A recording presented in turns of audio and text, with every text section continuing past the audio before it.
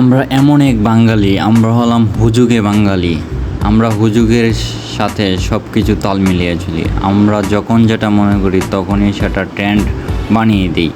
আমরা চাইলে সেটাকে ডাউন করতে পারি, কিন্তু না, আমরা একটা কোনো কিছু শোনার পর যেটাকে নিষেধ করা হয় সেটাকে আমরা বেশি ব্যবহার করি, সেটাকে আমরা বেশি ইউজ করি, সেটাই বেশি করে থাকি।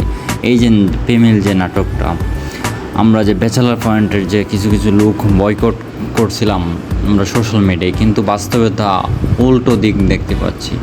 আসলেই আমরা বাঙালি হচ্ছে হুজুগে বাঙালি, বুঝে এবং না বুঝে আমরা সেই দিকে নজর দিই। এটারই তার প্রমাণ।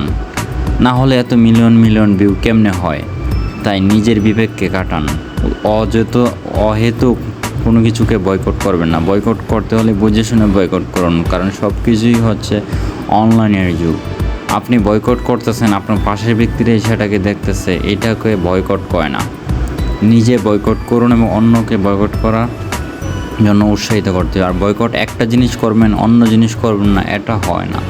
বয়কট করতে হলে সব জিনিসই বয়কট করতে হয়, যেটা তাদের সবারই অংশীদারিত্ব থাকে। আর আমরা সত্যি সত্যি হুজুগে বাঙালি।